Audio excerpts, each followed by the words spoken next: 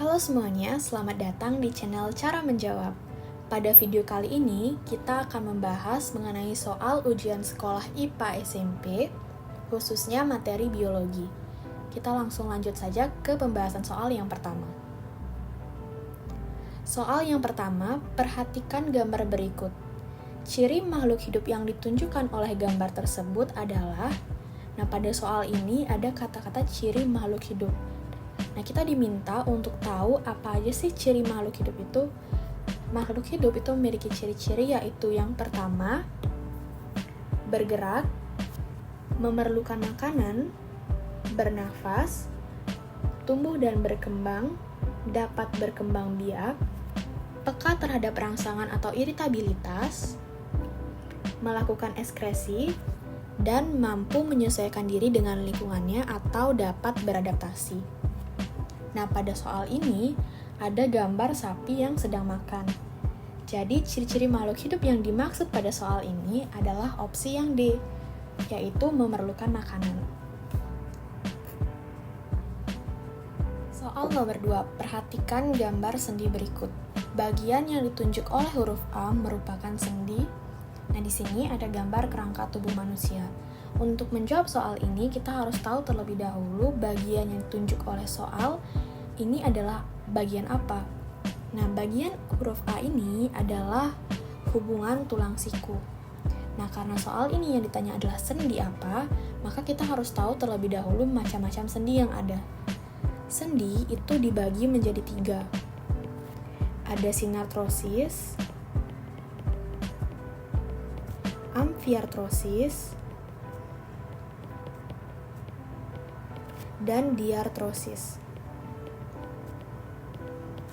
Persendian ini akan dibahas lebih detail di soal-soal berikutnya. Untuk soal ini kita cukup tahu bahwa diartrosis ini adalah sendi yang bisa digerakkan secara bebas.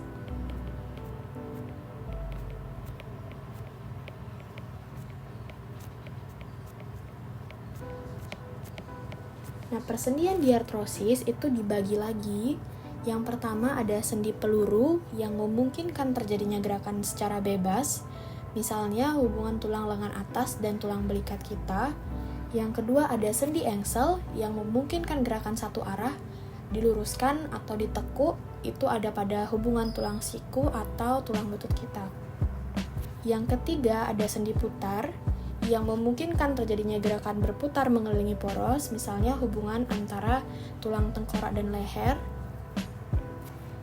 Yang keempat ada sendi pelana yang memungkinkan terjadinya 2 gerakan ke depan dan ke belakang. Contohnya ada pada pangkal ibu jari.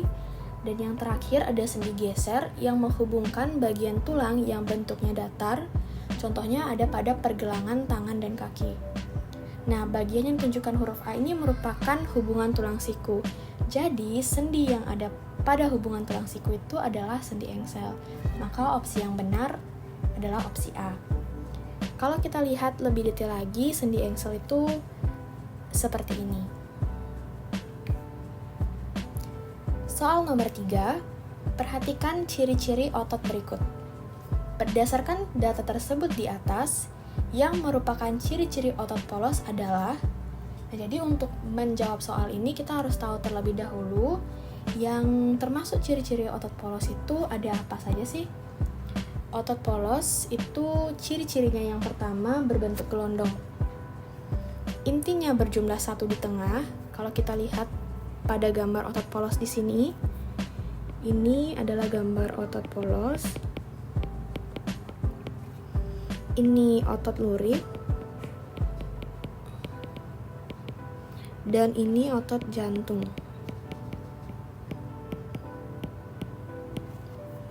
Kita bisa lihat pada gambar ini, inti pada otot polos itu berjumlah 1 dan di tengah. Selain itu, otot polos ini reaksinya lambat, tidak cepat lelah, bekerja secara tidak sadar dan menyusun organ-organ dalam, misalnya dinding usus kita dan pembuluh darah. Balik lagi ke soal, ciri-ciri yang ada pada soal ini yang pertama bekerja secara tidak sadar. Benar.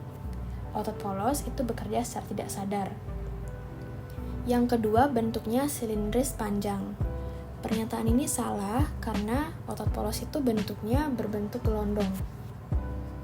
Ketiga, terdapat pada saluran pencernaan. Pernyataan ini benar karena memang otot polos itu menyusun organ-organ dalam termasuk saluran pencernaan. Yang keempat, memiliki banyak inti. Pernyataan ini salah karena inti otot polos itu hanya berjumlah 1 dan di tengah. Yang terakhir, bentuknya gelondong. Pernyataan ini juga benar karena memang otot polos itu berbentuk gelondong. Nah, dari data tersebut di atas, yang merupakan ciri-ciri otot polos itu adalah yang nomor 1, 3, dan 5. Opsi yang benar adalah opsi B. Soal nomor 4, perhatikan gambar berikut. Enzim yang memiliki fungsi dalam memecah protein menjadi pepton dihasilkan oleh bagian yang ditunjukkan nomor. Nah, untuk menjawab soal ini, kita harus tahu terlebih dahulu bagian-bagian yang ditunjuk pada soal itu adalah bagian apa. Bagian 1, nomor 1 itu adalah mulut. Nomor 2 itu adalah bagian usus besar. Nomor 3 lambung. Dan yang nomor 4 itu adalah usus halus. Nah, pada soal ditanya enzim yang memiliki fungsi dalam memecah protein menjadi pepton. Enzim yang memiliki fungsi ini adalah enzim pepsin. Pepsin itu adalah enzim pencernaan yang ada di dalam lambung. Di dalam lambung ada 3 enzim secara umum. Yang pertama ada pepsin, memecah protein yang ada dalam makanan menjadi pepton. Yang kedua ada renin, yang berfungsi untuk mencerna protein dalam susu menjadi kasein. Dan yang terakhir ada asam klorida atau HCl yang berfungsi untuk mengasamkan makanan dan membunuh kuman yang masuk bersama makanan. Jadi jawaban untuk soal ini adalah opsi yang C. Soal nomor 5. Trombosit memiliki peran penting dalam proses pembekuan darah. Namun, umur trombosit hanya sekitar 10 hari dan kemudian akan mati. Trombosit yang telah mati ini akan dihancurkan di dalam. Nah, trombosit yang sudah tua yang tidak dapat melaksanakan tugasnya lagi itu akan dihancurkan di dalam limfa. Jadi, jawaban yang benar untuk soal ini adalah opsi C.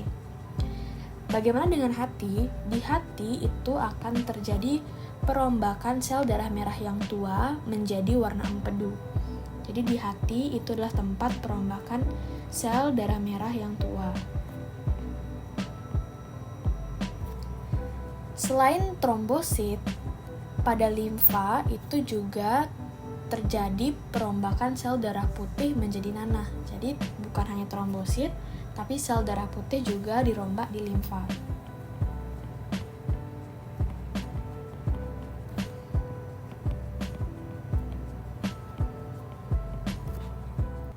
Sekian pembahasan soal ujian sekolah SMP IPA untuk mata pelajaran biologi. Untuk soalnya bisa kalian download di link deskripsi video ini. Jangan lupa subscribe. Thank you for watching and see you next time.